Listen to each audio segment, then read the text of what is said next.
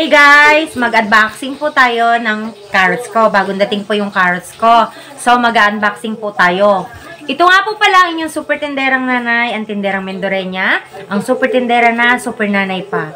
Bago po ang lahat, huwag niyo pong kalilimutan na mag-subscribe sa aking little channel, sa aking small little channel guys. Don't forget to subscribe and hit the notification bell para maging updated po kayo sa aking mga bagong videos. Tara na guys, unboxing na po tayo ng carrots ko. Galing po ng Divisoria. Tara na! Watch up madlang people! Ayan, mag-unboxing na po tayo ng ating carrots from Divisoria. This is my carrots guys. Only 2 box lang po ang dumating ngayong hapon guys. Ayan. Kasi nga po, hindi naman po ako sobrang lakas na tindahan. Maliit lang po ang tindahan ko. So, tama na po sa akin ang 2 box. Napapaubos ko po yan within 2 days. Or pinakamahaba na po ay 3 days lang. Ayan. Pag sinswerte naman po, ubos din naman po yan maghapon. Pero sa tumal po natin ngayon, madalang ko may paubos ang 2 box na yan sa buong maghapon. So, yan na po.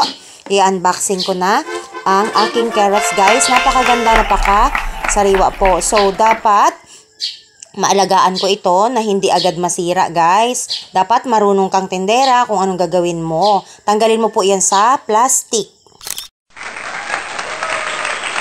Yan, ang ginagawa ko dyan guys, para tumagal ang buhay ni carrots, tatanggalin ko siya sa plastic. Yung plastic na yan guys, tanggalin mo siya and then ibalik mo po ulit siya sa karton. Nang sa ganun po, ay hindi siya magpawis ng magpawis at yung pawis niya na yun po ang magpapabulok ng magpapabulok sa kanya. Tatanggalin mo lang po ng ganyan yan sa plastic. Lagi-lagi mong babantayan. Baka may bulok na, baka may nagsisimula ng mabulok, may nagsisimula ng mangitim. Tanggalin mo agad guys nang sa ganun hindi po siya masira. Yan, ready na po yan na display tomorrow kasi po hapon na nga po siya ngayon dumating. So, papabayaan ko muna siya ngayon sa karton. Tomorrow, guys, i-display ko na yan sa harapan ng tindahan ko. Ilalagay ko na sa tray. And then, kapag hindi po naubos yan sa hapon at uwian na, guys, ibabalik ko ulit yan dyan sa karton na yan at itatago ko ulit dito sa loob. Sa umaga, ilalabas na naman po ulit. Basta sa hapon, guys, ibalik mo ulit siya sa karton. Wag mo siya pabayaang nakahangin or yang-yang lang dyan sa tray kasi guys madali siya matuloy. Pwede mo din po yung ilagay sa cellophane guys. Halimbawa hindi mo po napaubos ngayong maghapon, nakalagay sa tray. Kapag uwian na guys sa gabi, may plastic ka pong tuyong-tuyo, malinis, doon mo po yan ilalagay.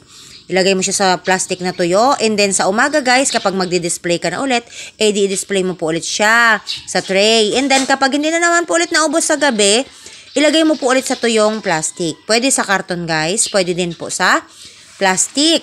Basta mga tuyo lagi ang lalagyan mo guys. And then habang dinidisplay mo po siya, habang nagsasara ka sa gabi, tatanggalan mo na agad siya guys ng mga sira-sira agad at nang hindi po agad maghawa-hawa.